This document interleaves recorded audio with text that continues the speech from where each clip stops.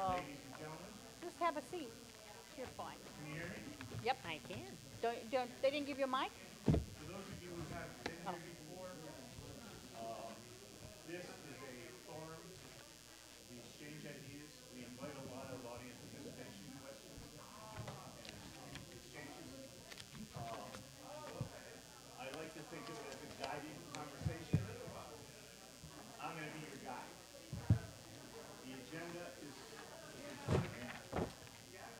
we might hit some of those questions. We might hit them all. Probably not going to hit a lot of them. Your names there are correct. Oh, yeah. Kathy, I'm just going to introduce you as a chair quality advocate. Oh, Like something a little more elaborate? no. I'm just an interested bystander. No, whatever you wish. Dr. Sheriff, I got a very long introduction for you. Keep it short. Keep it short. You want it short? Well, whatever you need to do. Whatever you need to say. Can I bother you for a pen? I'm sorry, I didn't bring my purse. Griswold. He's always struggled with words. Guzman needs no introduction. Daniel Cunha needs no introduction. He's been working with the Farm Bureau with the Utah Farmers League. 1986. Holy cow.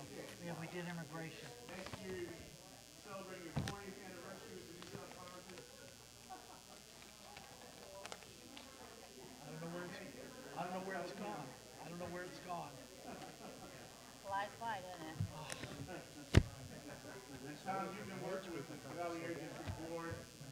I mean, not the board, with the district. Yeah, for 32 years. Thank you so much, I'm sorry. That adds up to a lot of years up here. Yes. I think I'm the oldest, though. I'm sorry to say.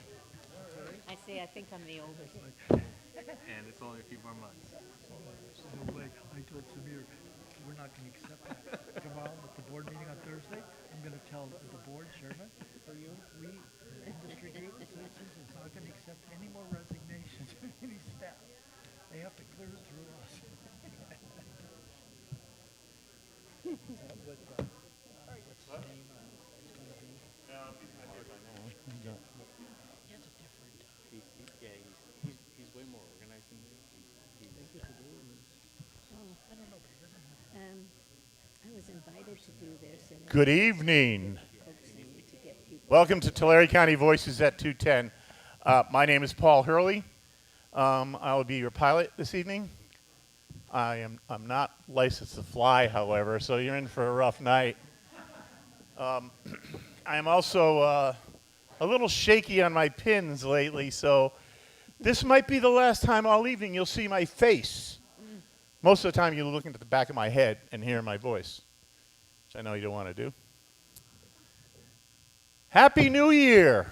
Yes, Happy New Year. On behalf of First Presbyterian Church and the Visalia Times-Delta, our co-sponsors, I want to wish you all a very happy New Year and thank you for coming out tonight.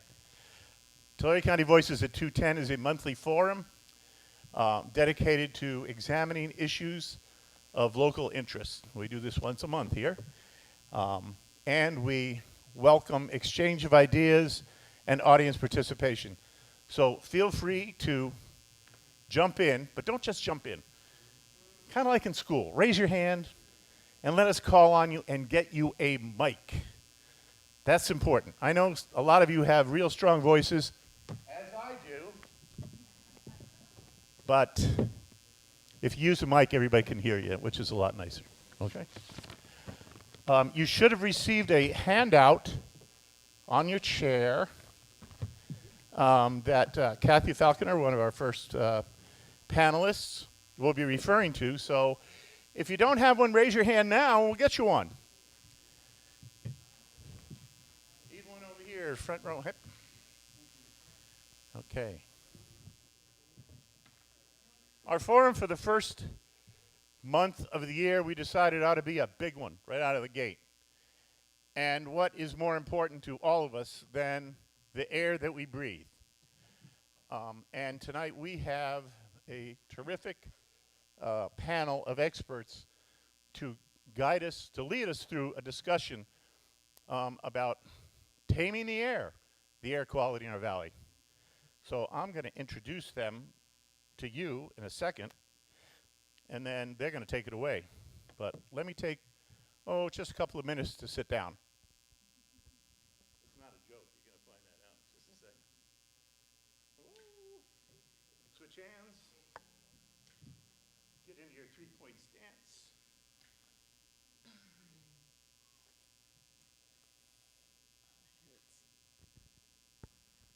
I expected applause. Jeez.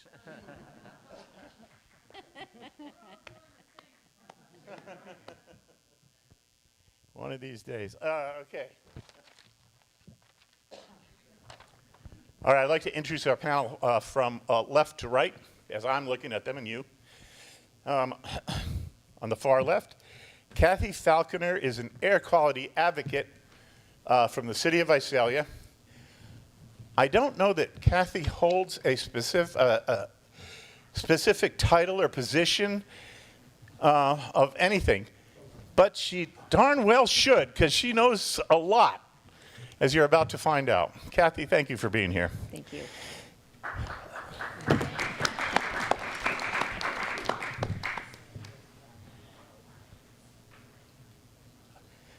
I've just been told that Kathy chairs the Visalia Environmental Alliance. I'm just a member. See, that's why I shouldn't rely on just one source. Whether you're a member or a chair, Kathy, thank you very much. Next to Kathy is Dr. Alex Sheriffs. He is a member of the San Joaquin Valley Air Pollution Control District Board, and has been since 2011. He's a graduate of UC Davis School of Medicine. UC Davis? No UC Davis grads here, okay. Who spent 3 decades as a private practice physician in Fowler, currently a professor of health sciences in the Family and Community Medicine Division of the UC San Francisco campus in Fresno, and co-director of the UCSF Fresno Alzheimer's and Memory Center. You must do a lot of commuting. I need you. Yeah. Another panel. You go through a car every other year, is that? He served in the California Air Yeah. Huh? You don't? Electric, it's electric. Electric, okay. I was going to say, you probably don't even take a car if you're going to. He served in the California Air Resources Board, CARB, from 2011 to 2020. And since then, of course, he's been on the San Joaquin Valley. I just love this title. When they came up with this about 35 years ago, I said, oh, yeah, that just trips right off the tongue, doesn't it? Like it does mine.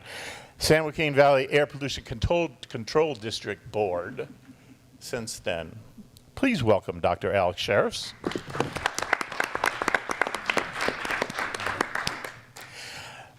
Next to Alex is Dr. Sheriffs, I should say, is a woman who needs no introduction, and she also has a name with only 2 syllables total, which is what I really like about her.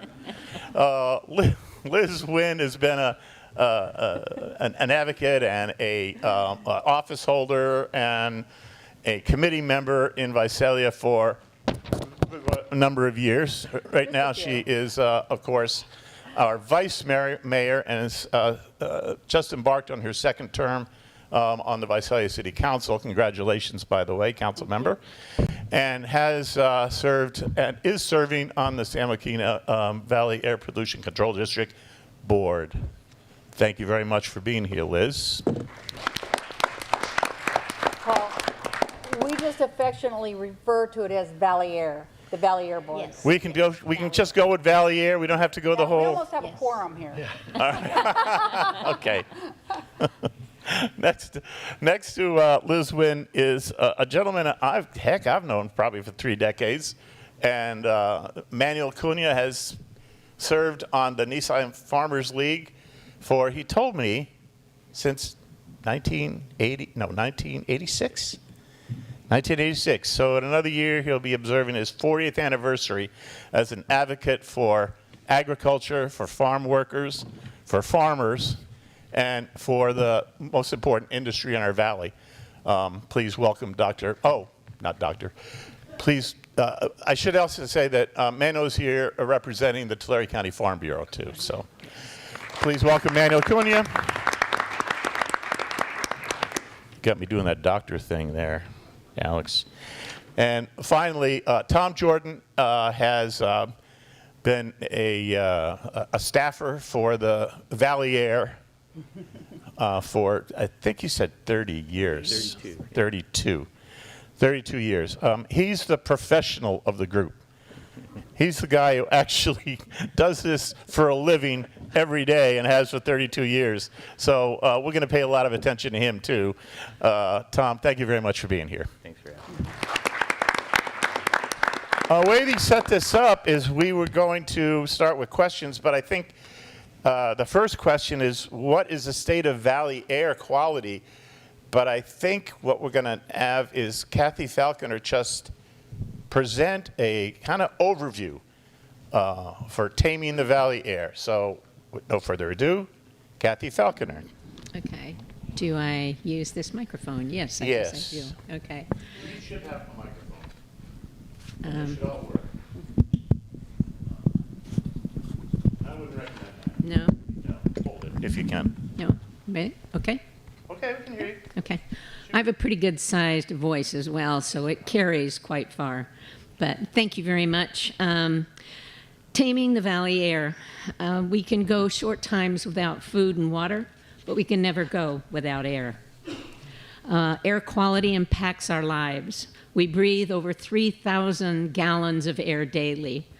Polluted air damages the trees, crops, animals, triggers asthma, causes heart and respiratory conditions, and premature death, impacting the most susceptible, our children and our elderly.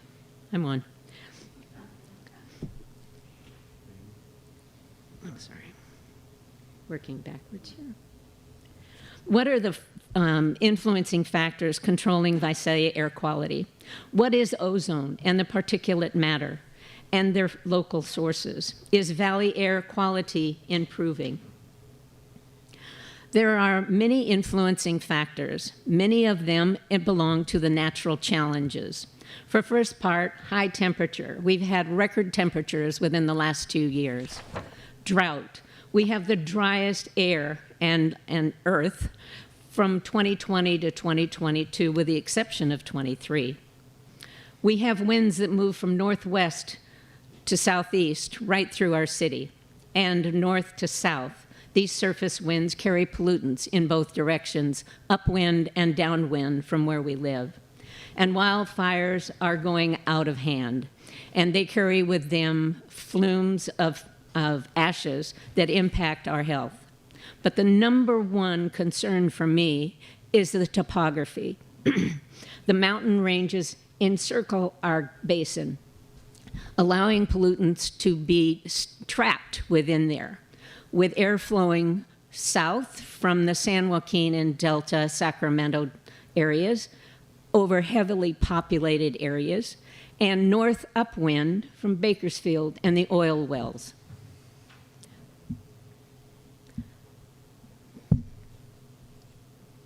But there is another critical factor, and that is inversion. When hot air rises in the course of a normal day, it moves to a higher elevation, carrying with it and trapping pollutants. However, when you have warm air rising and from the cool air coming down from the mountains undercutting that hot air, it traps the pollutants, and therefore they're unable to be relieved from the Earth's surface and form haze and fog and smog. The other factors are human challenges. Our whole area is growing leaps and bounds, and with it comes more needs for energy, emission from transportation, more jobs, more building of homes, construction. And the second factor, that is our emissions traveling up and down the transportation corridors, carrying with it diesel-fueled vehicles with products coming from the LA ports or going from the San Francisco ports, traveling through all of these smaller little cities of the Central Valley where air is trapped within those mountain ranges. You found on your chairs the Americans Lung Association's review. They do this every year. EPA has established specific standards for particulates, the smaller, finer particulates called 2.5s, as well as larger 2.10s, but these only address 2.5s and 8-hour ozone. If you look carefully at the list, you'll notice this red marks where Visalia is, right at the top. Now remember, these are the worst cities in our nation. We have fallen in the first one for the year annual for particulate 2.5s. From the very first position last year, we've moved down to second worst. If you look at the second column, that is for 24-hour particulates. We have moved from fourth position to fifth worst. Yes, we celebrate. Yes, thank you, Valier. Okay, if you move to the last one, the 8-hour ozone, it's the one that is impacting so many with asthma. You find that we are still at the second worst level of air under Los Angeles. That kind of scares you.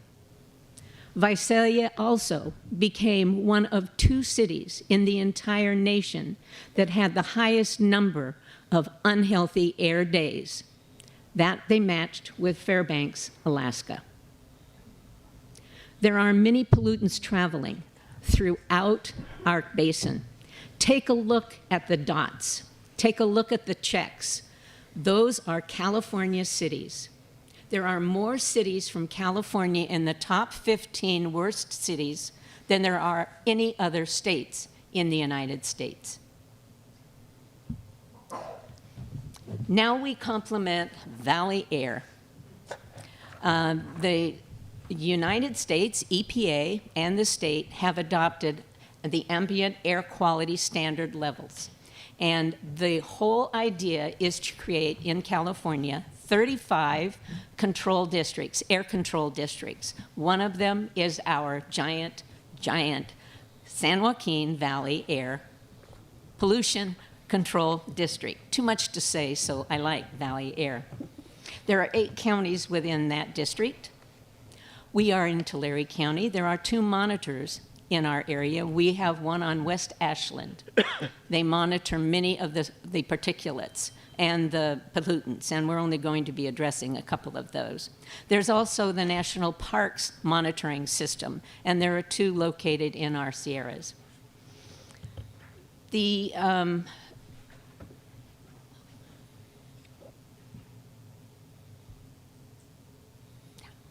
There are sources, and we've addressed many of them, whether they're geological, whether they're topography, whether they are human.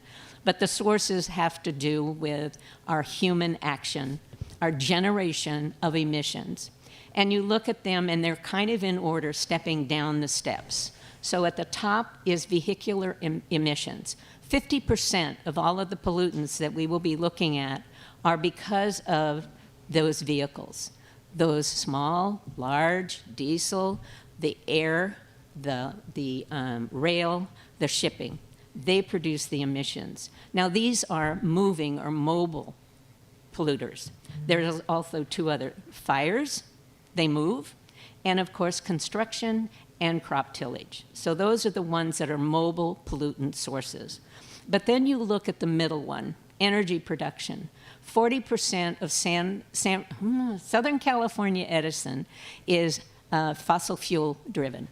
The remainder of it is renewable. That's stationary, it doesn't go anywhere. There's nuclear as well. Fertilizers, there's nitrogen-based fertilizers and manure management. Of the 450,000 dairy cows in our Tulare County area, all of those are polluting. The other one that is stationary is our landfill and our water reclamation. Atmospheric air, clean air, is of 2 parts. Predominantly, 99% is non-polluting air. That's made up of nitrogen and oxygen with a few trace elements. That air can be mixed with 1% of the polluting gases. and they are ones that we are going to talk about. Ozone, nitrogen oxides we call NOx, I think that's such a cute name.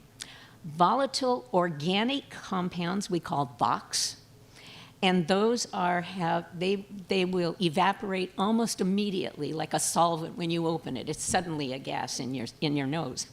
And then particulate matters, small, 2.5s and 10. When the pollutants become large enough and concentrated enough, they will cause a problem to our air. But when they're not, and they're 1%, then there's a natural cleansing process that goes on by way of photosynthesis, by way of rain, by way of absorption by the earth. These pollutants are carried away from the air, and we see that blue sky. But when human action, when human emissions begins to grow and build, we suddenly find that that natural process of cleansing doesn't work anymore, and we have poor quality air.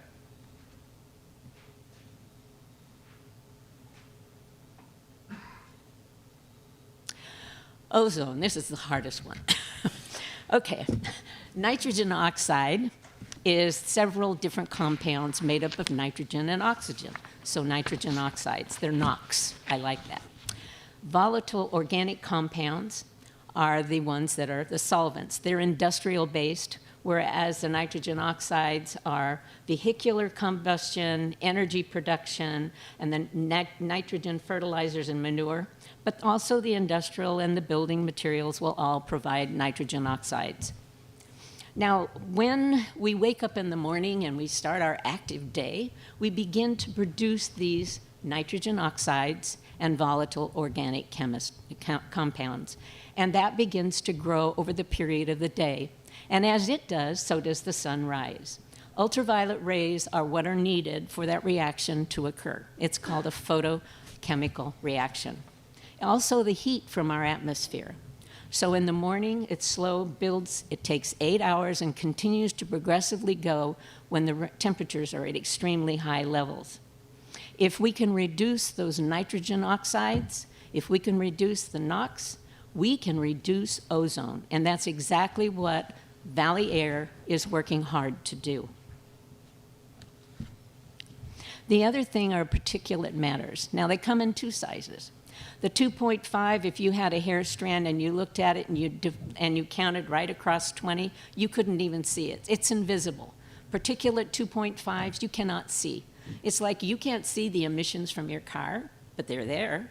You can't see what a burning candle produces, but they're there. So they are invisible. And diesel fuel, that's another story. It's even smaller. If you look at any of the particulates, they're solids and liquids. But we have the particulate 10s, which might have a core of either a metal or a carbon. And they are produced by wildfires, construction, and industrial. And if you look at shaking your dust rag or cleaning out the fireplace, you'll find ashes or you'll find dust. That's the size of a particulate 10. And that's very hard to come by, even to see it, look close up. Valley Air, for the 8-hour ozone level, has been lowering over the last 30 years. And that we commend with all the efforts done by Valley Air. The EPA is critical in adopting the ambient air quality standards. And in 1997, they established a level that was, they thought, the perfect level to control the 8-hour ozones. But health, air conditions were not moving forward as well as they should be. So in 2008, they lowered that standard, and they thought this is it. But then still they said, okay, we're going to hit down at the lowest level. That's when air quality will retain clean, poor quality will be gone. We can still have human generating emissions, and we'll be okay. So what happened is that over this course of time, and you look at that graph, it drops down, down, down, and at the bottom you see a check mark. In 2023, Valley Air completed that 1997 goal for 8-hour ozone. But they plan in 2031 to accomplish the 2008 goal. And in 2037, they're working to master the last and final goal. But there is one thing, and I talked about fire exceptional events. When they measure those monitors on a daily basis, hourly basis, all through those 30 years, they've collected the data and they average it out. They have found, oh, there's a day when there was a wildfire. We don't want to include that. We just want a general trend. So we're going to knock that. Oh, there's a dust storm. Or, oh my gosh, that volcanic eruption was so close. Or a tornado. We've had them, believe it or not. So they knock those out, and then you see those little dots at the end. If we were to include those exceptional events, those events that cause asthma, respiratory, coronary conditions, would we then be able to accomplish that goal that was set in 2023? I sure hope so. The last thing here is the number of unhealthy days above air quality standards for ozone and particulate 2.5, the two critters. This was set up in 2000, and it ran all the way through 2021. And the figures, the columns are 35 cities were included. And when you total the number of unhealthy days, in year 2000, the average for each city was 59 days. That's ozone and particulate 2.5.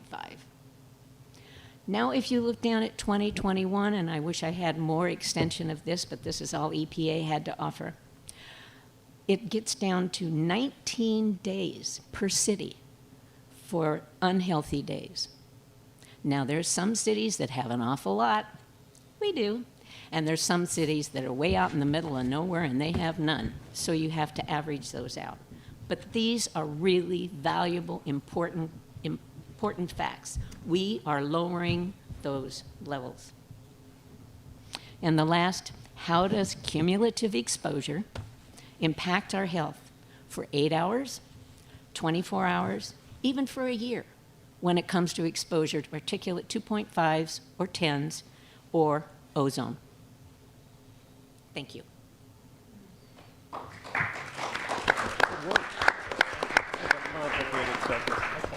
I know that there are probably a lot of questions for Kathy. Thank you for going through that presentation as quickly as you did, Kathy. I know it's very dense. But before we entertain questions, let's hear from Dr. Sheriffs. Oh, please. Who we're going to ask to discuss the effects of air quality or lack thereof on both public health and individual health. Dr. Sheriffs?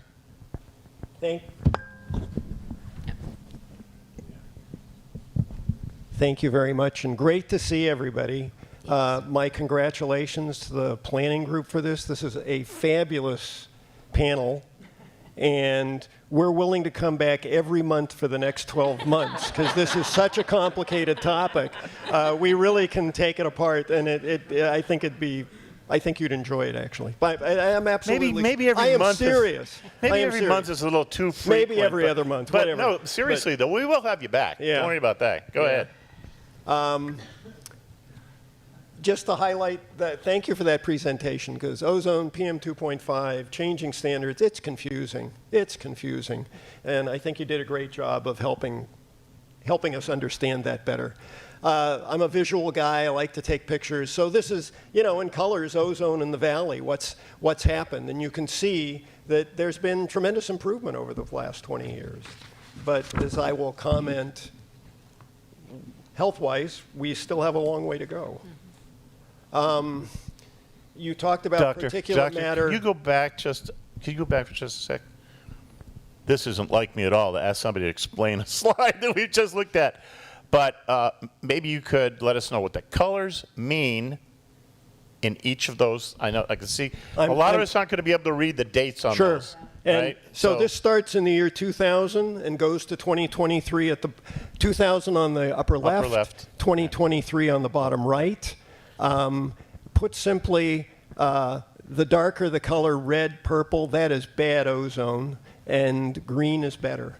And so you can see the trend And there is a scale there if you're interested in the particular numbers. That's fine. All we need to know. Thank you. Okay, great. Thank you for that question. Yeah. Just, again, I'm a visual guy, so there's a hair, and give you an idea of how small these particulate matters are. And the reason all particulate matter is important, it doesn't belong in our bodies, and our bodies are designed to try to keep it out, and if it gets in there, to get it out. But one of the reasons those small particulates are so important in terms of health is PM2.5 and smaller particles are so small, they get into the very, very bottom reaches of the lung. And PM10, PM2.5, those numbers are not arbitrary. PM10 is what your upper airway is going to catch and clear. Now, your upper airway is not going to be happy, right? You know, your eyes are going to be running and you're going to be coughing to clear it out as the mucus. But the body's designed to catch that stuff, move it out. The 2.5 gets all the way down into the alveoli, the little air sacs, and 2.5 and smaller are small enough to get into your bloodstream. And that is big trouble.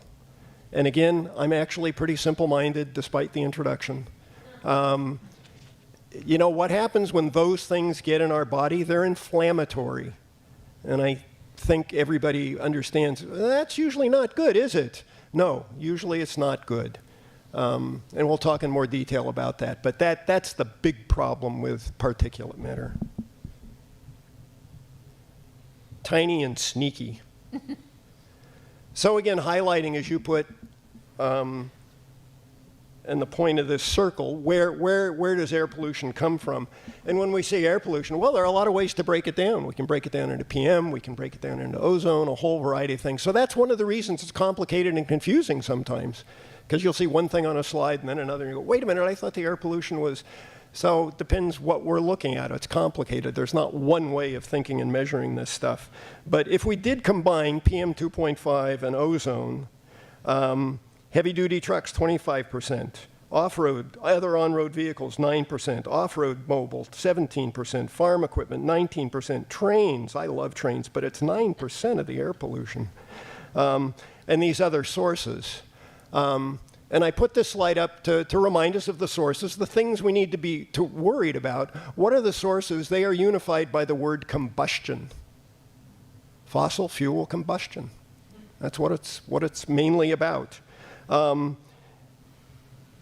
Trucks, huge, and you know, that's ag is a huge part of our economy, of our culture. Well, trucking's a big part of the economy. We've got 99, we've got 5. Major problem, and I will mention diesel, particulate matter, is the worst of all particulate matter, probably. It's the #1 cancer source in particulate matter. So that's a good reason to be afraid of that and be very interested in what are the things we can do to get away from diesel. But also I put up the farm issue, and I'm sure Mr. Cunha will be speaking to this. It reminds us, you know, this is essential to our economy, to our culture. How do we help these industries transition to the place we know we've got to get? You look like you have a question there in the front row. What about diesel makes it so inflammatory? Yes. Pardon the pun. Yes, it does. Thank you for pointing that out. That's another hour lecture. But diesel particulate. Well, so when we talk about PM2.5, that's actually a complicated discussion because we have both directly emitted 2.5, which is when we're enjoying our fireplaces and the smoke's going up the chimney. Bad. So directly emitted 2.5. Agriculture burning, which is being phased out as part of our efforts to clean the air. And then there's indirect 2.5, and actually there's much more indirect 2.5 than direct 2.5. And the indirect is, as was pointed out, we're this beautiful basin, and then we get all these inversions in hot air. It's a soup bowl. And the ozone, there are chemical reactions, and you actually make 2.5. Small particles. And those are chemically very complicated. And they often have very nasty things in them, which are highly inflammatory. They have metals in them and other substances. So this adds to the complexity. And also, it makes it difficult from a scientific standpoint sometimes, because are we comparing the way they make 2.5 in Los Angeles to the way we make it here? You know, we've got our own 2.5. 559 2.5. But it complicates the discussion. It complicates the discussion. But again, combustion. So the You 2.5. still look confused in the front row. because you haven't I don't answered know my what- question, Doc. I'm sorry. So the 2.5 from diesel is more complex chemically or more poisonous chemically than 2.5 from other sources? You know, I will look for a reference for you to try to answer that question, but diesel 2.5 is, well, you know, we think about concerns about oil and gas and benzene. Everybody cringe a little bit when I say benzene. So, you know, we need to cringe a little bit when we say diesel emissions. It's the same kind of thing. The scientific evidence is very strong. Think cancer when you hear those things. We want to avoid that. Health effects of pollution. We've talked about ozone. We've got the highest childhood asthma rates of anywhere, and that in part relates to our ozone pollution. Ozone will trigger asthma attacks. Ozone goes up, emergency room visits go up. The fine particulate matter, that's where most of the morbidity, the death, comes from. So ozone, lots of morbidity from ozone, morbid, bad outcomes. Death, mortality from particulate matter. And that's primarily on the cardiovascular side, because those inflammatory particles promoting heart attacks do not get a heart attack on a bad air day. The outcomes are much worse. Okay? Glad we got that squared away. But strokes, and the evidence increases, and this I want to speak to, you know, the changing air quality standards. You know, what's going on with this arbitrary, first it was this, and now it's that, and now it's this. Under the Clean Air Act, every 5 years, the EPA is required to convene a panel of scientists, and the scientists are supposed to look. Science is constantly evolving. So it's time to look at the evidence. Are we happy with where we are? Did we overreact? Or is there new evidence about where the healthful standard would be? And the science doesn't set the policy, but the science does say, you know, you look at the studies. Well, if we set the level here, this is how many lives and how many hospital days and what kind of health expenses we think will. And excellent modeling, you can rely on it in terms of where these numbers are. If we set it here, this will be the outcome. If we set it here, this will be the outcome. And the scientific panel may make a recommendation, well, we think do it here, but then it's the administration, EPA administration, then decides, okay, well, we're going to set it here. And they have hearings about that, public input, other scientists who weren't on the panel to weigh in. But that's why the number changes, because the science changes. We understand better the effects.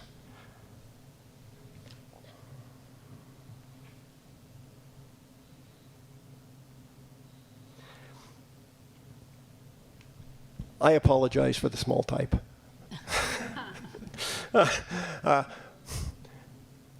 I have to talk about wildfires. Anybody heard anything about wildfires in the last? Yeah, so we need to think about wildfires. This is horrendous. Again, the science is complicated because wildfire smoke is different than emission smoke, and this wildfire is different than that wildfire. And if you want really bad particulate emissions in a wildfire, burn housing. Because now you have plastic mixed in. You have heavy metals mixed in. You have rare earth mixed in. You have electronics mixed in with what you're inhaling. And again, one wildfire, it's going to be a little different than another wildfire. But I think bottom line, we can understand this is not good. This is not good. So lots of studies have been done. Again, comparisons can be complicated. Irritation of the eyes, respiratory symptoms, coughing, phlegm, wheezing, difficulty breathing, bronchitis, reduced lung function, increased asthma exacerbations, increased risk of emergency room visits for a whole variety of reasons, cardiovascular, heart attack, stroke, increased risk of premature death, period. Who's at greatest risk from the wildfire smoke? Well, it's people with asthma. Yeah, it's pre-existing disease. It's people with cardiovascular disease. And I think there's some of us in the room who don't think we have cardiovascular disease, but maybe we have hypertension. And maybe it's even well-controlled hypertension. But that is people with cardiovascular disease. It includes even that benign diagnosis. Children under 18, pregnancy, older adults. I won't ask for a show of hands, but if anybody's over 65, people of low socioeconomic status, we talk about social determinants of healthcare, and clearly there are associations related to economic status. And obviously for wildfire smoke, people who have to work outside. So those, well, that's more than half the people. That is more than half the people are at much increased risk.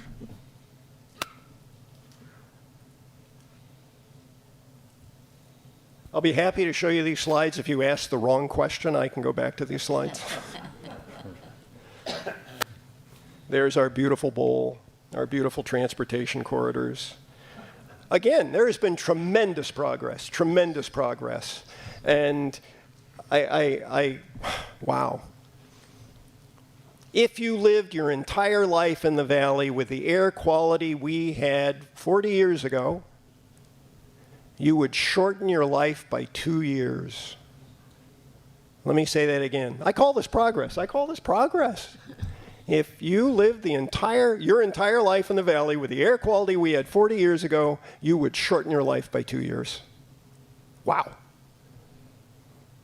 So, we have made tremendous progress because we're not talking a big number like that now.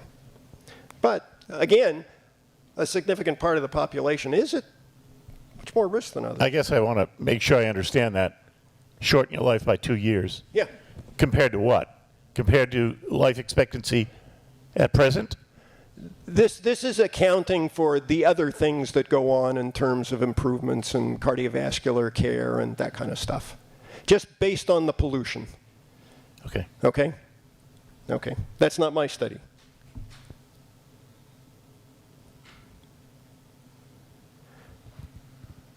So yeah, great progress. Those rings, blue is good, red is bad, and that's looking at days meeting.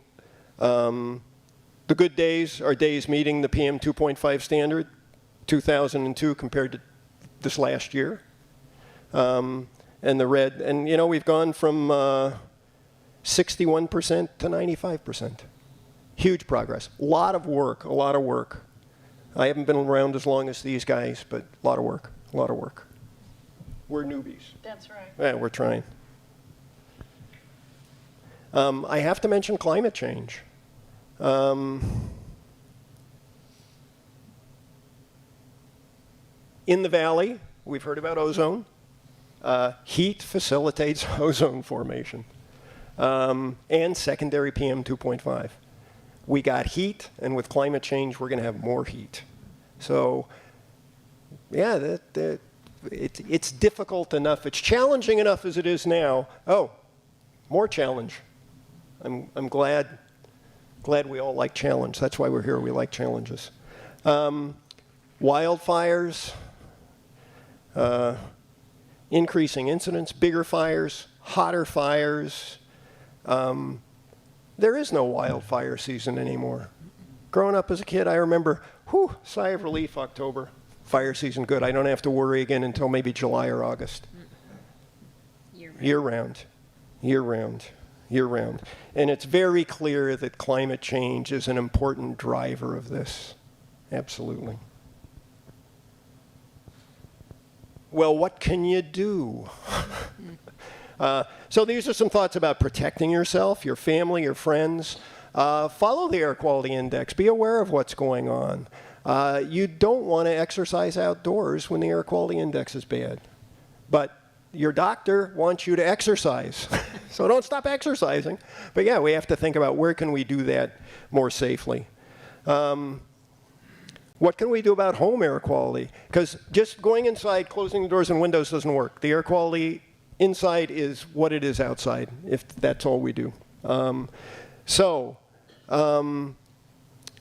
know, the simple filters that we use in our air conditioners make a difference. If you use a MERV 14, and the higher the MERV rating, the better. And I looked it up yesterday.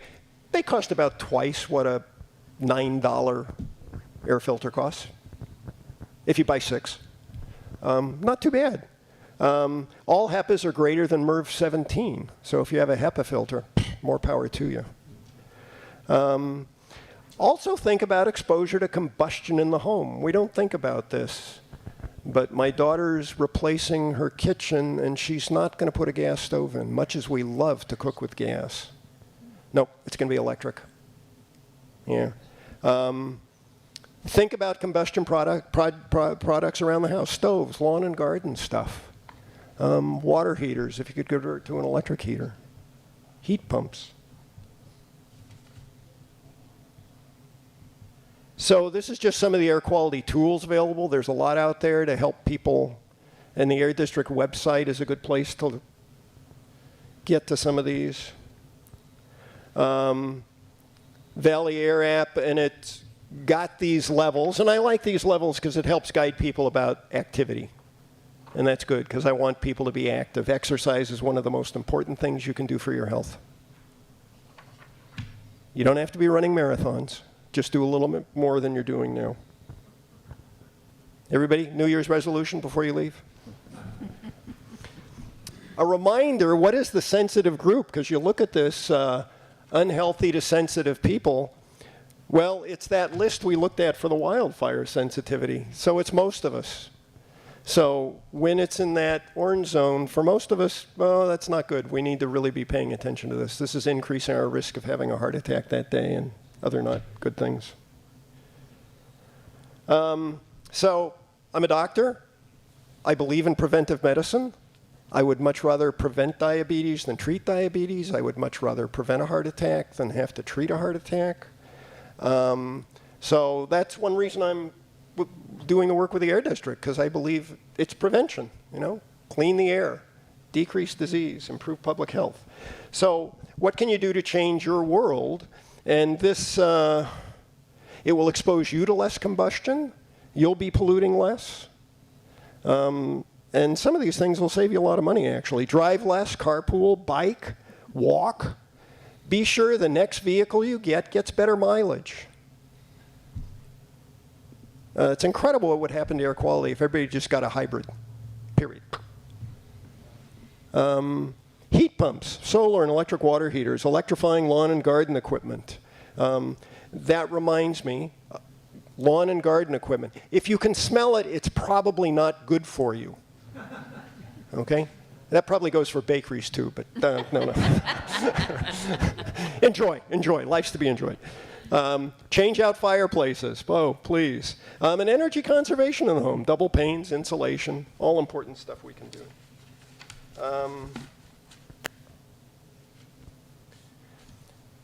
There's a book for everybody. Oh yeah, I'm gonna get there. You know, and I'm sorry, I need to backtrack on the climate change problem. There was a Nature study in 2023 that suggested 25% of the progress on PM 2.5 in 75% of the United States had been pushed back compared to 2016. Okay? So 75% of the United States lost ground because of wildfire smoke. Because of wildfire smoke. Oh my gosh. Oh my gosh. Yeah.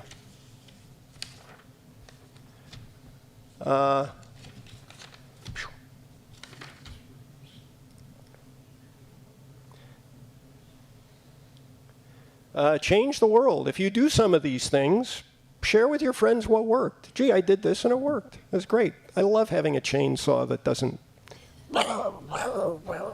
right, bust your shoulder. And share your failures. You know, if you did something and it didn't work, well, share your failures. You don't want people going down a path that didn't work. Take another path. Support agencies and organizations that are working on these issues.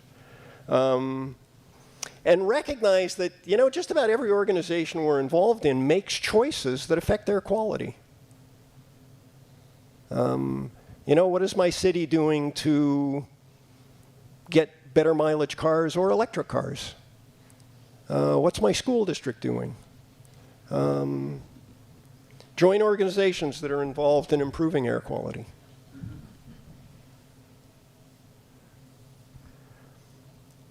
Lots more information. There are a lot of grants that the Air District is involved in that can help you change out your fireplace, get a electric garden equipment, get a heat pump, rebates for electric vehicles, all kinds of things.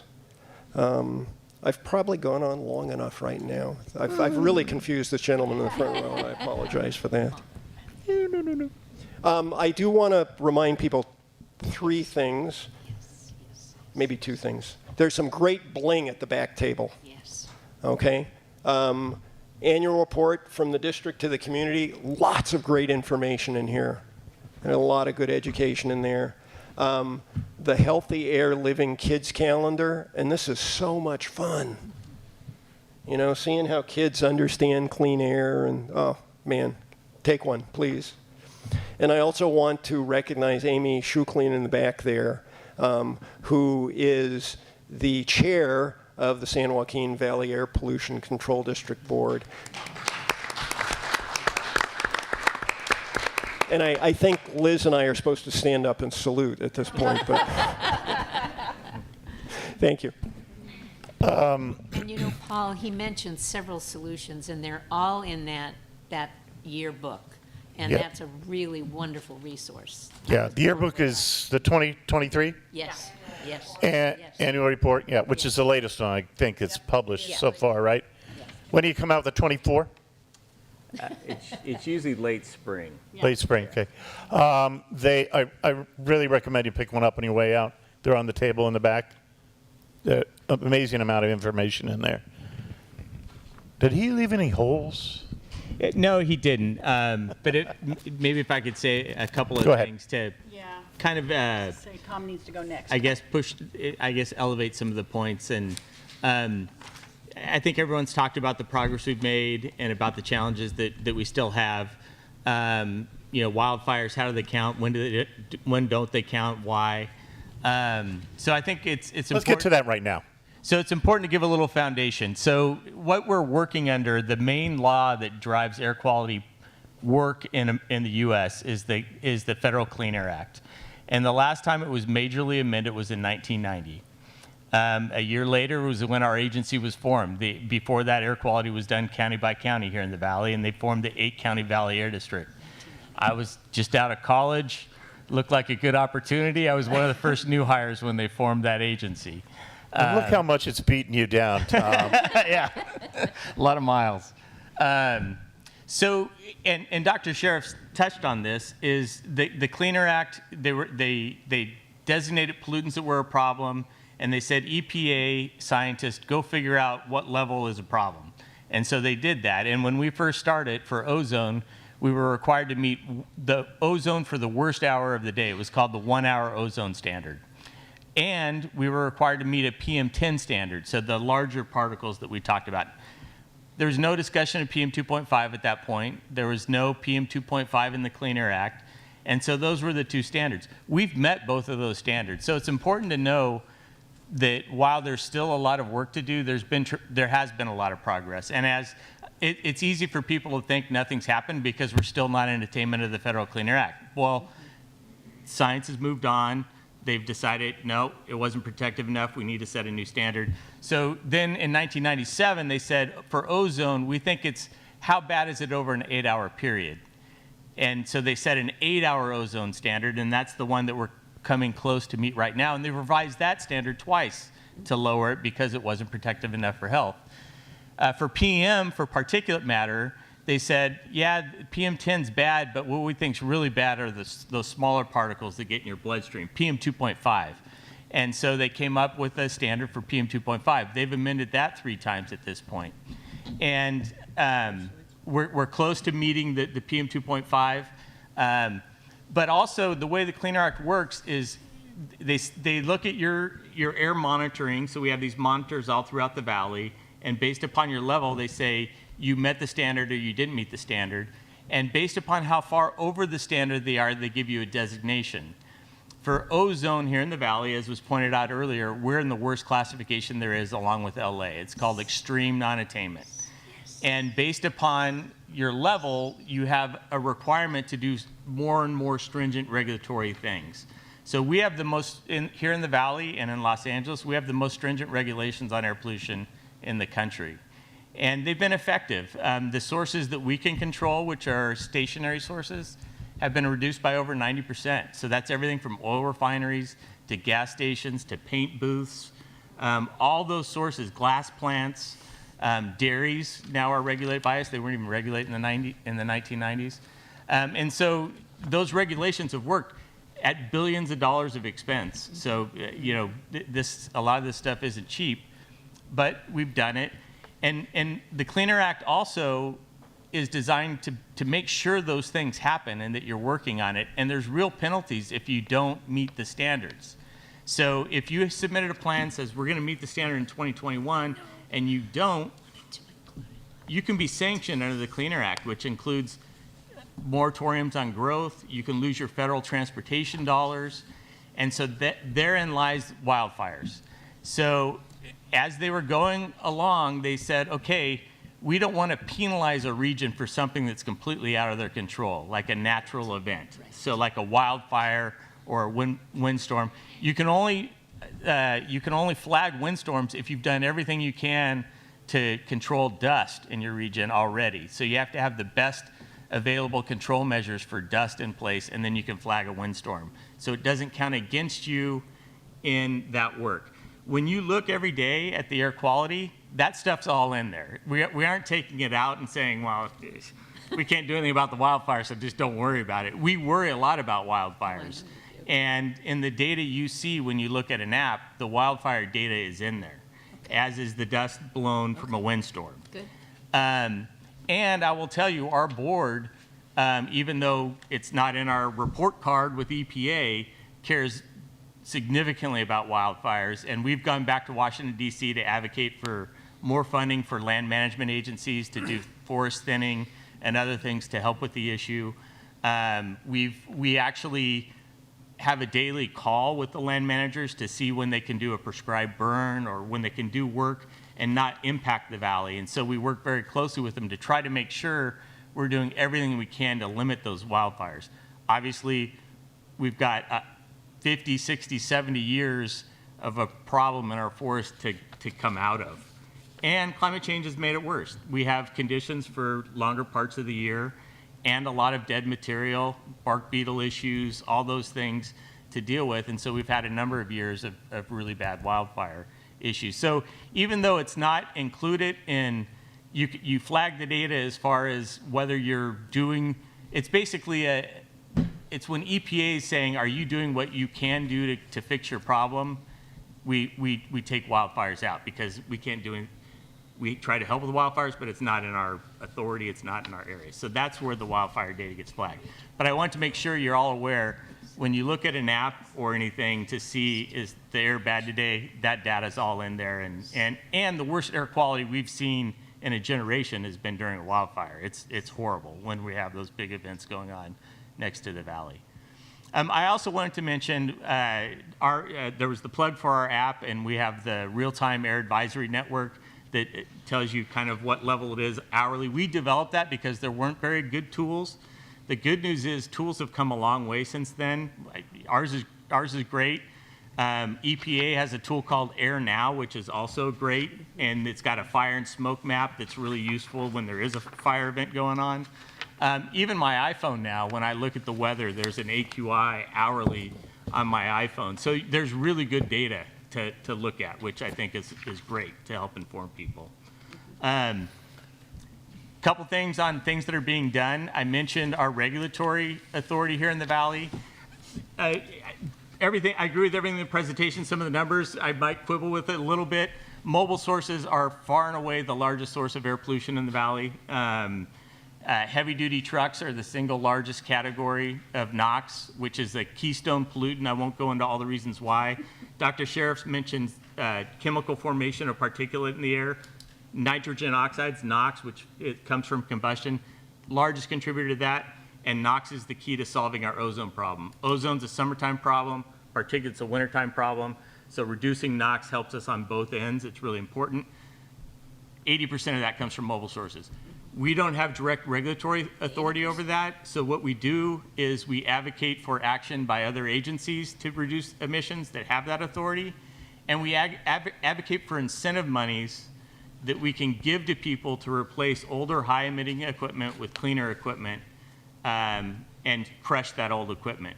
I'll give one example with the ag industry.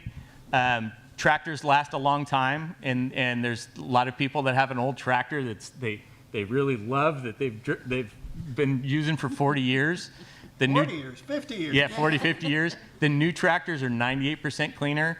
We've advocated for funding, which has been matched by the ag industry, and we replaced over 12,000 tractors here in the Valley with new clean tractors.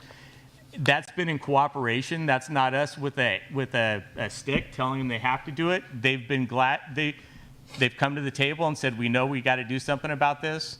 We'll do our part in partnership with others. We've also done that with others. Over the last 15 years, in public-private partnership projects, we've voluntarily gotten $7.1 billion worth of emission reductions here in the San Joaquin Valley. And so some of those things are available to citizens. Some of those things are pointed at businesses. Dr. Sheriff mentioned a couple that I think are great examples. Wood burning. When I moved to the Valley, it was still really an integral part of the culture. It seems like it's getting less so now, but when we have inversion layers here in the wintertime and you burn wood, you can almost see it pool in the front yard. It is a really harmful activity that unfortunately in our urbanized areas, it's really harmful. And so I think one of the biggest things you can do if you have a wood burning device is replace it with something else, either a heat pump. If you want it for ambiance, natural gas for those holiday events when you want to flip a switch, it's easier. You don't have to chop wood. What you drive is important. I mean, there's all kinds of options there at this point, and I think I'll leave it at that. But I just wanted to hit on some of those things. Okay, we're burning up time real fast here. Who has questions? Raise your hands. Seeing none. Miley, wait a minute. Miley. No questions to you, Miley. Anybody else have questions except Miley Melconian? Leslie wants Leslie. Leslie's got one? Let's let the finish. Excuse me? Let's finish the panel. Yeah, let's. Hey, Les, we're going to get to that. You want to run the program or you want? Yeah. I'll go back there, sit there, and you can sit up here. One final time. Questions? Okay. Liz, we want to talk about. Who's got one? Go for it. Oh, okay, but Paul, why don't we hear from all our panelists once at least? Go ahead, Liz. Okay, I'll be quick. You'll get yours. You're first in line. Just a couple of things to let you know what's going on at the city of Visalia. The city's actually, and I see former Mayor Peter Carey here. He probably remembers some of this. The city started down this path many years ago, going to CNG, the natural gas. The best standard at that time for commercial purposes. And so we actually still are running a lot of that in our fleet, commercial vehicles, transit buses, solid waste. We have met our milestone option in the air quality toward the state mandate. And we're working toward that. We met the 2025 milestone and we're working toward the 2045. The electric vehicles, of course, if you've seen any of the city vehicles, many of them are electric. The transit, we have 7 electric buses, of which 5 are now doorstops because the manufacturer went out of business, and they are not, replacement parts are hard to come by. So there are challenges out there. While I think residential or, personal vehicles, I drive a Tesla, are much easier to come by. The fleet portion of it is not only is it twice as expensive, it usually does half the run. We're looking at the first electric garbage truck, which costs twice as much and does half the job. So these are things that on the council that we have to consider, because we're spending your money. And if we get something like the electric buses that has very low, and thank you, Valley Air, because there are some incentive, some help, but it's a very low cost on the refuge truck. We have to be careful, because if the industry is so new in this large scale, what's the reliability? What's to say that we'll be able to get parts? What's to say there's going to be trained mechanics? So there's all those challenges behind that, besides the fact that if you remember when we started doing charging stations years ago, and I remember talking with SoCal Edison about a charging station, they're at a much lower speed. Well, now everybody demands these fast chargers, because who's going to sit in their car for 8 hours? And so that's some of the challenges. The charging stations up and down I-5 that they're putting in, and you remember the cost? It was like in that $500 million or something like that. Yeah, one of them by TAP was $54 million alone for heavy duty trucks. Yeah, for just the heavy duty trucks. And so I'm not sure the industry's there yet as far as the Did I hear that right? side. 50 Yeah, 54 million. 4 million. million. And we're not talking like hundreds and hundreds of charging stations. 6 zeros, yeah. Yeah. Yeah. So it's expensive, it's unreliable right now on the larger the commercial, and with the tech, we need to get there, and we'll get there, because don't you remember like 50 years ago when they started making the motor companies make better, more fuel efficient engines, and that's been coming for a long time. Now we're into hybrids. So I think, we're on the road to success. It's not gonna be a fast path. It's gonna be slow. City's plans Yep. for upcoming things or for mitigating? Sure. We're also looking into hydrogen. That seems to be a very good clean air, clean fuel source, and might even have more potential, more reliability than electric. Again, another emerging technology, right? They were getting ready. The Planning Commission will, in January 28th, we'll look at the Environmental Justice and Safety Plan, so we can get that released to you early, so you can see that and look at that before it goes to Planning Commission even, and then it'll come to the council, depending on the number of revisions in the next month or so after that. Bike trails. So we really like to encourage biking in Visalia. We have right now, we've received quite a few grants to expand our bike trails, which is great, because we like to do bike trails and we don't like to have to pay for it, right? So we will have, let's see, there's going to be, by the end of the next 2 or 3 years, you think we'll have these done, Leslie? I'm phoning a friend in the back. For 3 to 5 years, we'll have over 240 miles of bike paths within Visalia. What's it cost to put in a bike trail? How much more money is it? Boy, what? I don't know. It's the separated ones. $1 million a mile. Right, $1 million a mile. Lane depends on the quality, but on the Yeah, we just got a grant for a class 4 separated bike lane, and I thought that was 1.8 for that 2 miles, I think, or more. For the Santa Fe separated, the class 4. Yeah, it was more than that. Yeah, so over 2 million for that. Those would be the ones that have a curb, separate curb. Yes, yeah, where you're actually separated from the traffic. Well, that would explain the extra expense. Anything else? No, I'd love you to hear from Manuel. I want to hear from Manuel too. I hear him at Airborne. He's incredible. The ag industry has already been identified as one of the factors polluting our air.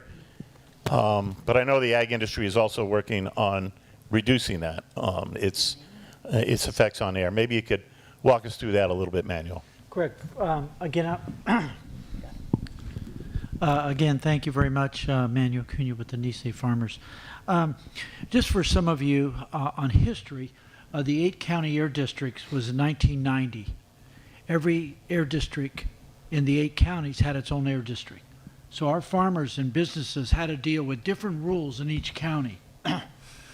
So the Western States Petroleum, Independent Oil, and Nisei Farmers League, we got a hold of a senator by the name of McCorkindale, and we formed the 8 county air district.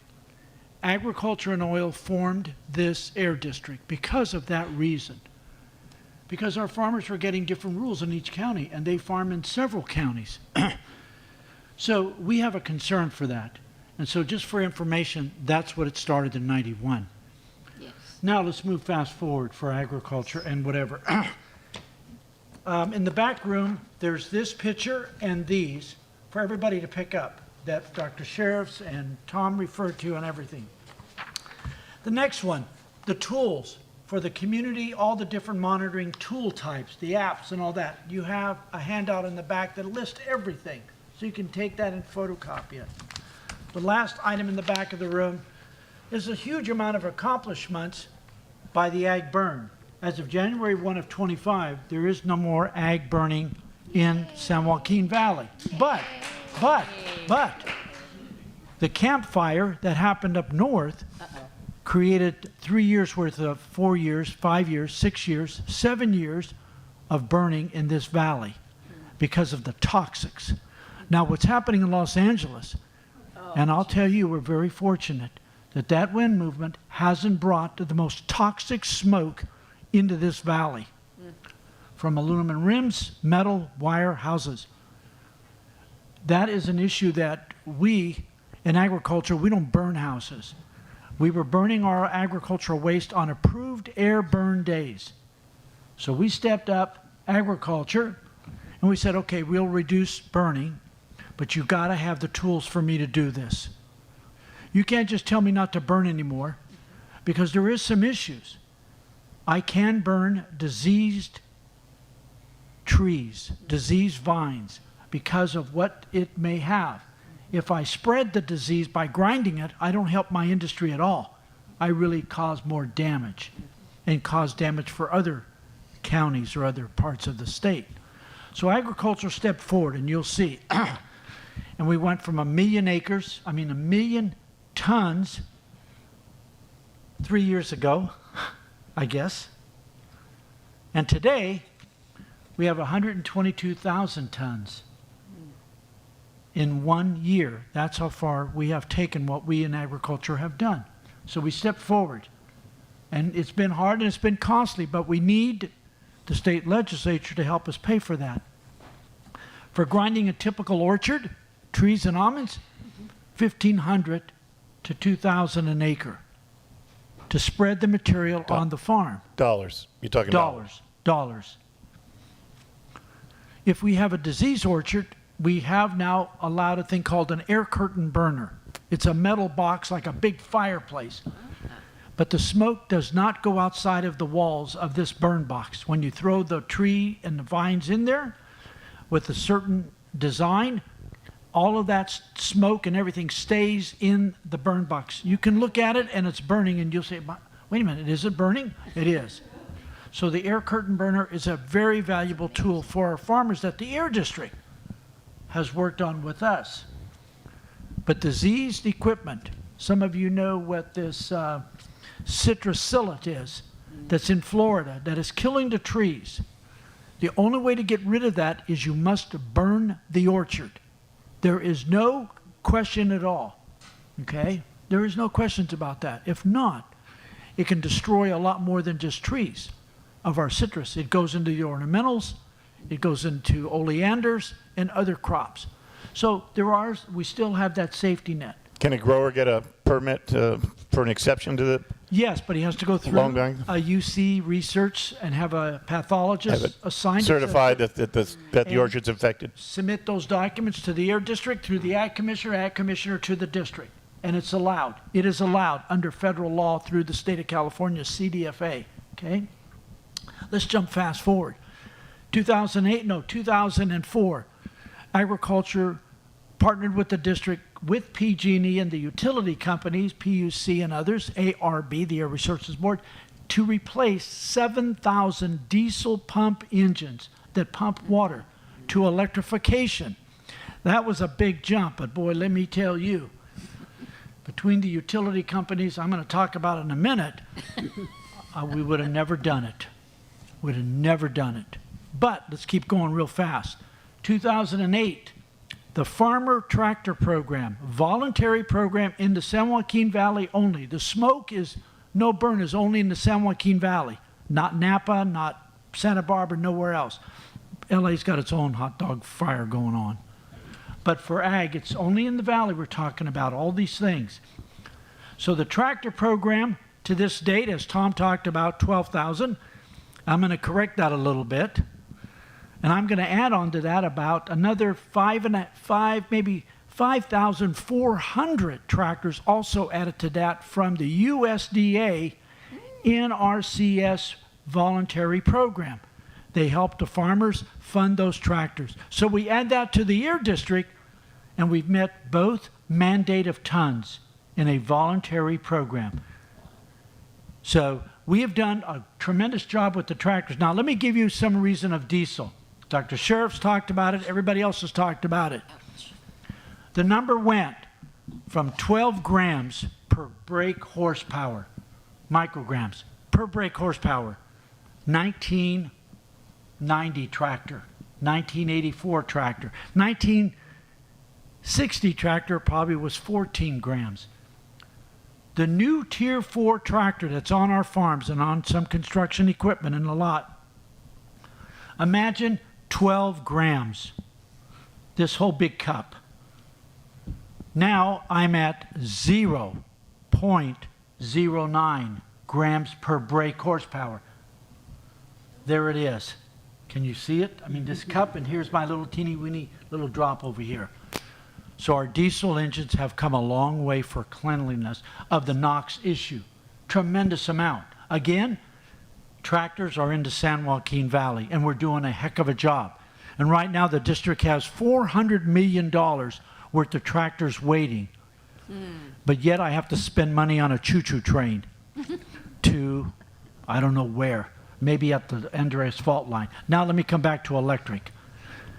There's no way in hell that we're going to build a farm tractor, because when you add a battery on these trucks, these diesel trucks, and I want to make it clear, I add on 9,000 to 12,000 pounds on that truck. Truck goes 150 miles max. Once I add the reefer to cool the truck down and I'm powering it from the truck, I go about 80 miles. So if I go to Oakland with a refrigerated livestock carcasses, that great beef, it goes over there. I'm going to have another truck meet me halfway and another truck meet me to get me into the port, because of that power that it takes to run those batteries, those trucks. A truck cost, electric, $540,000. A diesel clean truck, 0.09, $220,000. Now, we spoke about hydrogen. Well, we were at the port of Long Beach in November, October, Long Beach and LA, a big meeting with the ports. A gentleman, trucker, bought 5 hydrogen trucks. He had the slip and he showed us the purchase order. Each truck was $970,000. How many people in this audience think that a farmer or a trucking company can go out and buy a $970,000 truck? Now, let's talk about the infrastructure for the trucks. The 1.6 million trucks registered with the California Department of Motor Vehicles. In 2023, 22, in California, over 14,000 pound weight. Okay, now let's take the 33,000 pound truck, the big truck with 2 axles, a big trailer, right? Hauling whatever, food, and maybe appliances and other things. But the big thing is food. That truck, if it was electric with a fast charge, is going to take a minimum of 4 hours. We asked our cities, are you equipped to furnish the power for this? And the answer is no. There's no way that the city has enough power to charge those trucks at all. We're going to charge all of our houses to redo our water heaters, take away our natural gas, and put in. Well, how many of you live in a house that may have been built in 1960? Or you know people that have a house of 1970. The whole house has to be rewired to fit that charging system. Now, let's take the real number that we submitted to ARB, the Air Resources Board. In 23, we submitted a number. How many know where the nuclear plant is in this valley, in the state? It's called San Luis, right? That plant provides 3 million homes with power. To electrify and charge all the trucks for 8 hours in a day is 10 nuclear plants for 1.6 million trucks. We're not going to build another nuclear plant in this state. I'll guarantee you what's going on in Sacramento. We'll probably never build another dam. We'll just let water go out to the fish. Okay?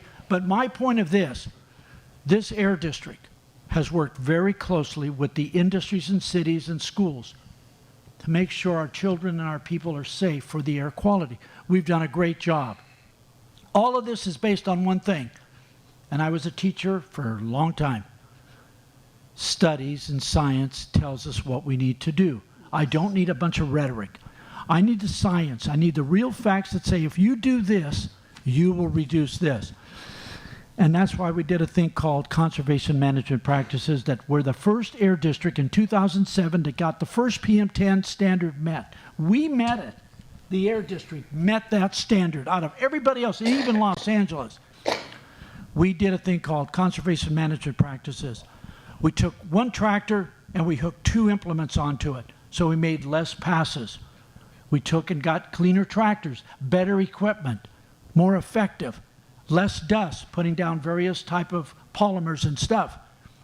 So we've done a bunch of things on the farm, and we made that standard happen. The farmers made the PM10 standard happen and got approved by EPA. We were the first in the country. And I thank the Air District for making that, allowing us to be part of that. But if it wasn't for incentive funding, it would never happen.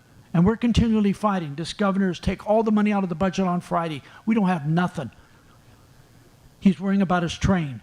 Well, let me tell you, I can take that train and build a lot of roads and a lot of dams for the people of this state. So again, I want to thank Trish very much for inviting us here. Trish and the Farm Bureaus, we all work together, and that's the greatest thing about ag with our groups. But people like Trish have been a tremendous asset, and I want to thank the city of Visalia, the county. You've worked with agriculture, and you respect our farmers, and the most important thing of all, farm workers. If it wasn't for them, you wouldn't be here eating and enjoying the safest food in the world. So thank you very much. Manuel, before we leave agriculture, don't put that microphone away. Let's talk a little bit about dairy, the dairy industry. The challenges that they're presented with in reducing their effects on our air quality, what they've done, what they've yet to do. The ammonia is really not the issue for the problems. People hate dairies. Certain advocacy groups hate cows. We used to have 3,100 dairies in the state. Los Angeles used to be Chino and all that used to be huge. There's no more cows down there at all. It's called development. Cities, houses, freeways, no cows. But what our cows have gotten down to, we have about 1,300 dairies left in the state of California. It's like all the small farmers, they're gone. Small dairies under 1,000 cow are gone. They can't survive. They can't compete with the regulations, the environmental issues, the water issues. But dairies are improving feed quality.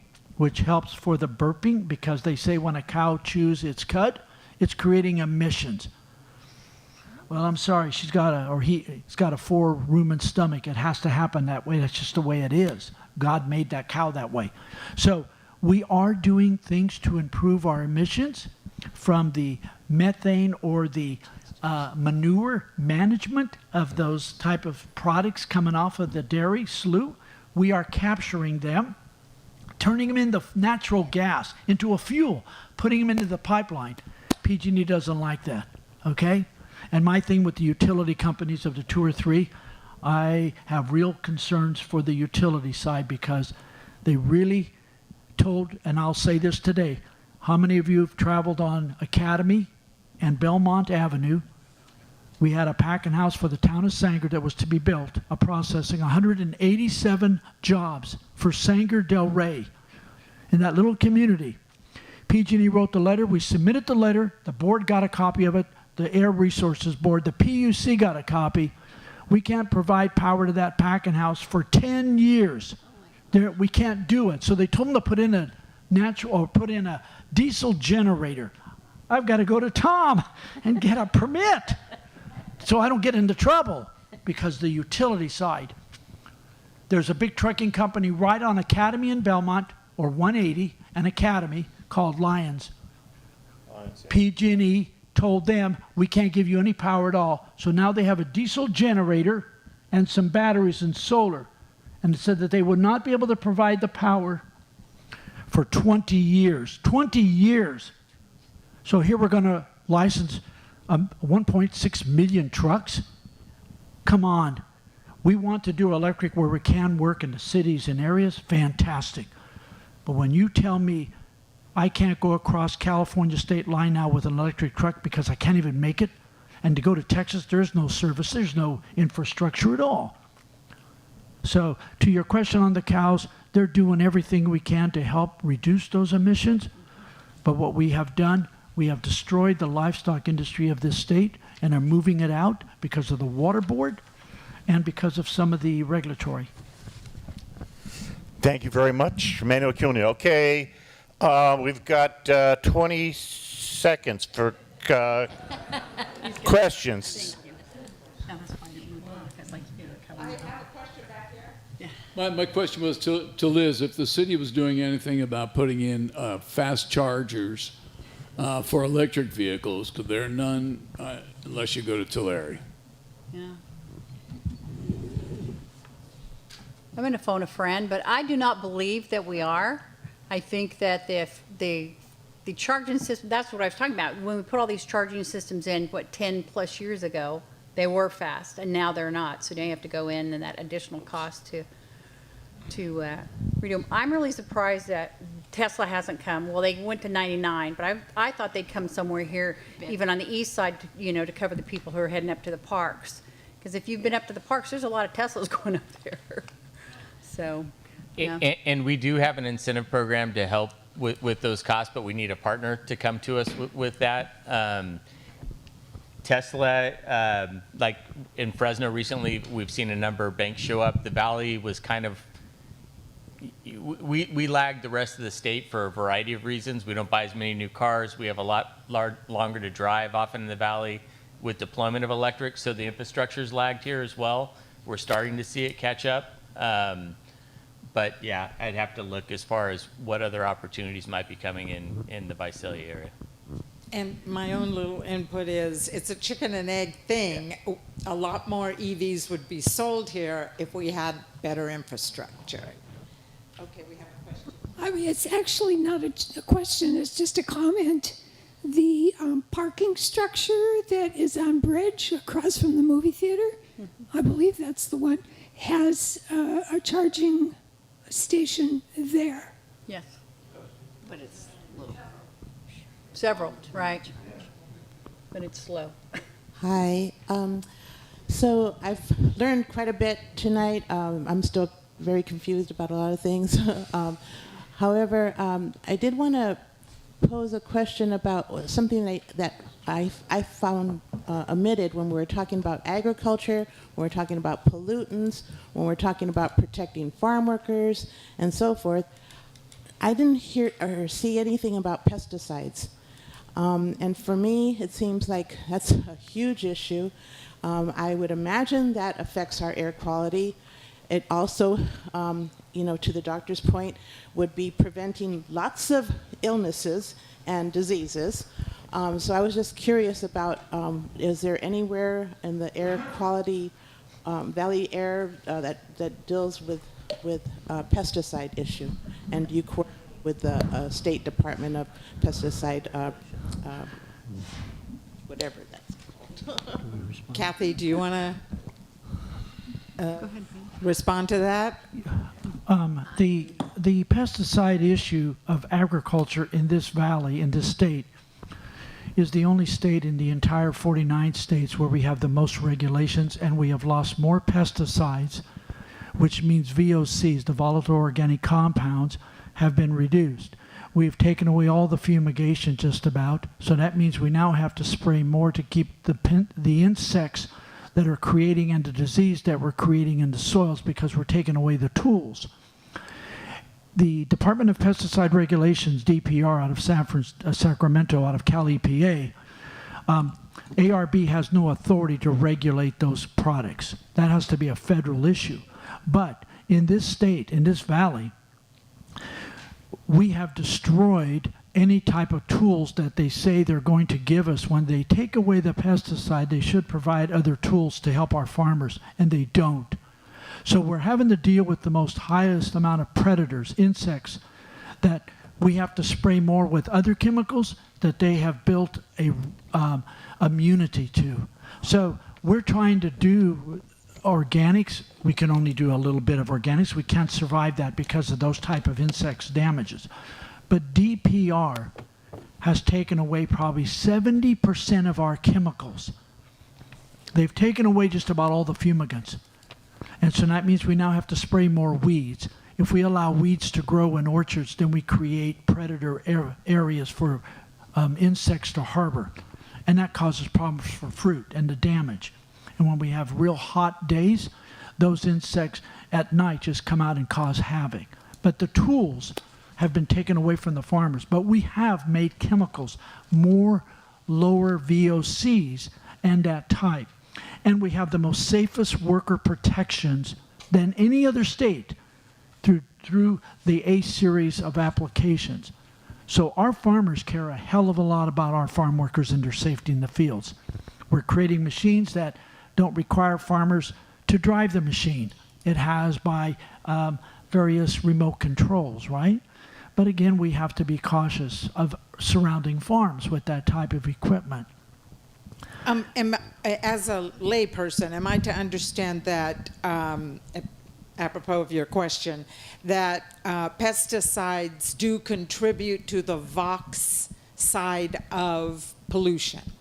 We have not, on the time that we have those issues, it's at the different times that we apply those chemicals.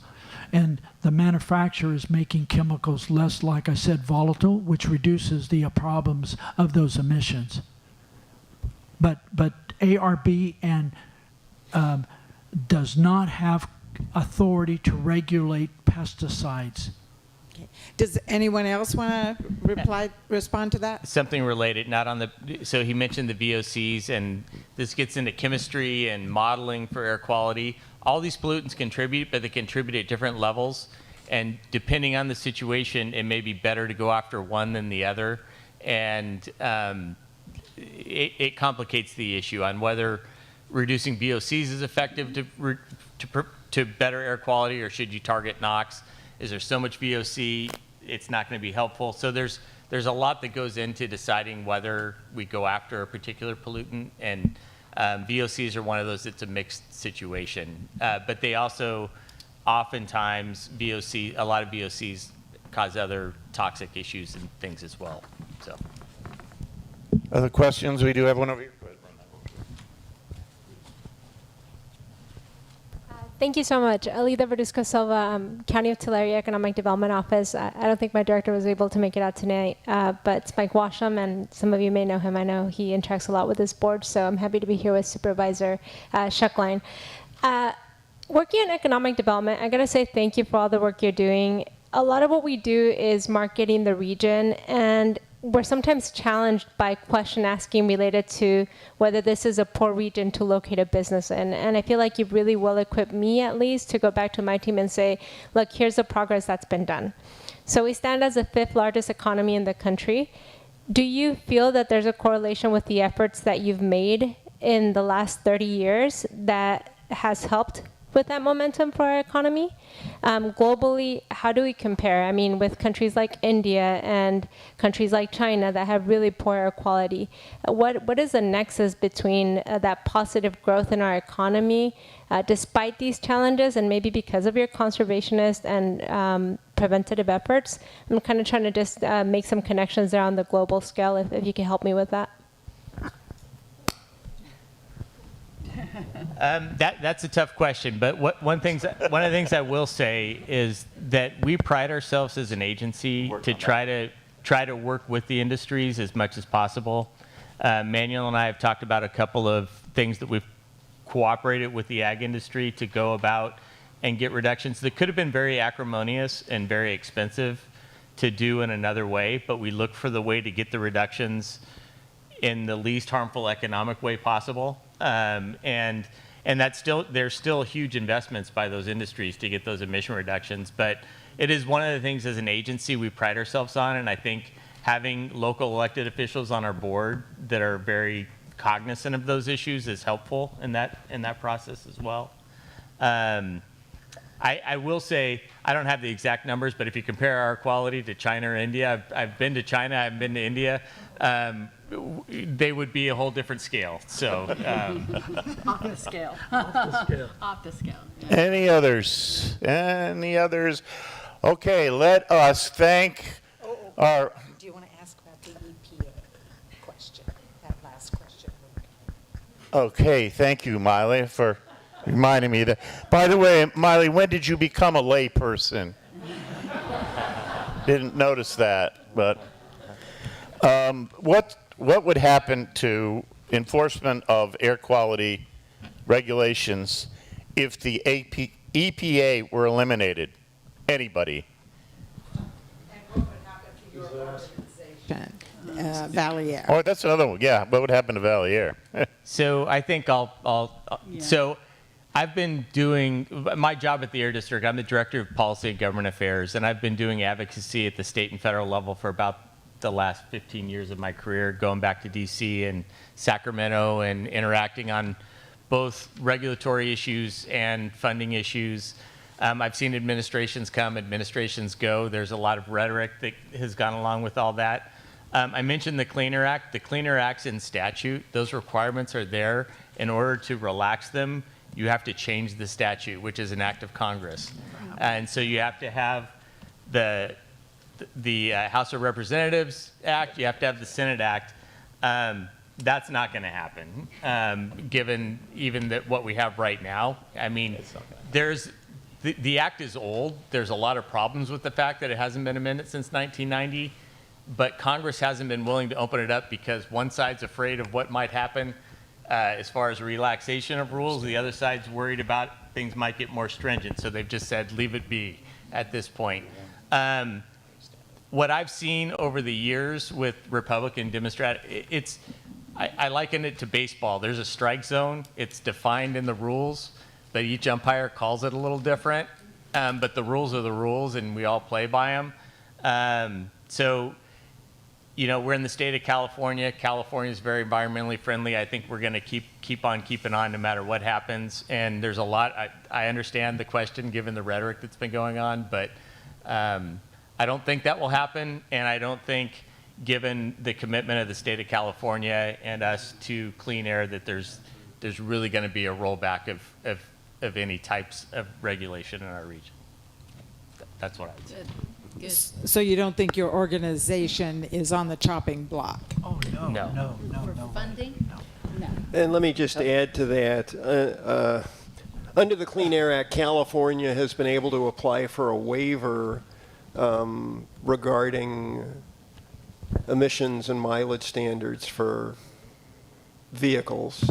And that has been very important, critical, essential to the progress that we've seen the Air District has made because of the importance of mobile source emissions. So California, it's unlikely that the waivers that have been granted in the past could be reversed. But as we consider forward progress, it's important what is the fate of that system. So, but I really appreciate Tom Jordan's comments and perspective of years of wrestling in this world. And I just want to make one last statement. I'm the newbie. I've been on there less than a year as your representative. But it's amazing. You really need to take one of these home and take a look at them. It's visually, you know, we all learn differently. There's a lot, it's very understandable. And I've been proud, and Tom won't talk about it, but every board meeting that I go to, they're like, oh, you know, South Coast Air Quality District couldn't use their funds, so they gave them to us. This board, or this Air Quality Valley Air staff, they do an incredible job, and it's recognized throughout the state because they are continually getting funding that other districts can't use or have been unable to, and they have wait lists. So I think the people in the valley are really cognizant of it, and I think they understand the importance of it, because otherwise we wouldn't have all these wait lists for electric vehicles and electric lawnmowers. Does everybody have electric lawnmower? They're really cool. We got one. And it's just, I think that's the main thing, is that as a society, we need to keep this forefront. My grandkids are here. One of them has asthma. My daughter has asthma. So these are really important issues that we need to address for our future as well. And if we keep going in this direction, or even if we level off, we are so much better than we were years ago. So it's really been an honor to serve you from Visalia on this air board. It's a great organization. And just for your question, California has 34 air districts. They report to the California Air Resources Board. Our Resources Board then reports to Region 9 that oversees several states. Let's take Texas. They have one air district. The whole state is as one air district. So by having it like we have it, allows us to fit our needs based upon the science to clean up the air. Now, since 1990 to now, we can see the mountain ranges on both sides. We used to not see that. We really never used to see that. Our farmers and ranchers and workers and everybody want to do their part. The Clean Air Act does have some purposes, but in some cases it's gone so far without the science that we question some of those moves. But that gives us that opportunity to do so. But I think the amount of money that this district right now is handling on incentives is $600 million through grants through the feds, through the state, cap and trade, and others. But they have done one, and they've received national awards for the most accurate accounting and responsibility of those funds. If the R Valley communities didn't have the funds, Parlier, Orange Cove, any of those, Wasco, if they didn't have those funds to help buy clean vehicles or whatever it is, they couldn't do it. There's no way. So this district, compared to the other 33, especially to the big Taj Mahal, the LA, South Coast Air Basin, there's no concern for businesses. And this board worries about jobs. We don't want to destroy a business because now we lose 150 jobs. What happens to those people without their jobs? So they work with those businesses to make sure we can adapt and put in the cleanest filters, water, whatever it is. So I give the district a lot of credit, and the board. We have 8 county board seats, and they're elected by our people, not by the insanity of Sacramento. And I hate to say that like that, but I've been at it too long to see what's going on up there. So I'm very happy that we have our air board, and we have an air district that cares for the jobs. The health is very important, but don't want to destroy business. The oil industry has done one hell of a job cleaning up. Disregarding what people say about Western States Petroleum or the independents, they've done one hell of a job in the processing of cleaning that up. So thank you again.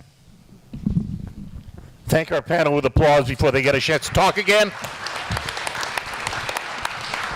Hey, Brian, is it true that the lights in this building are on a timer?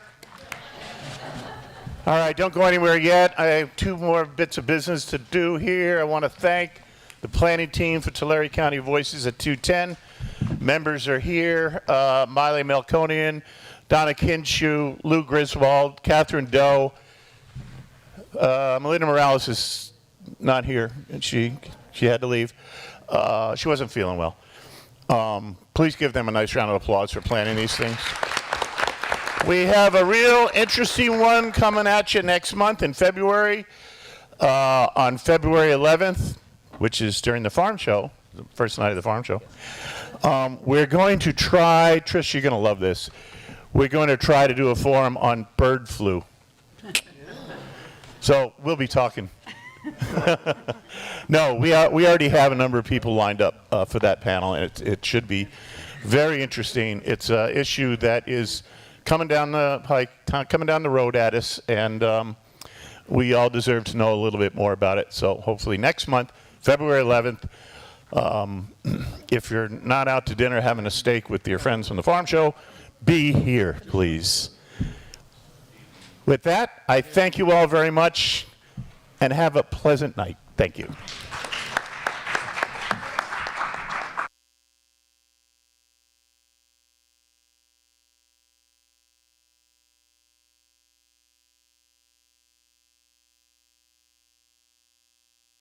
Out there at the table, get information about air quality. There's some good material there.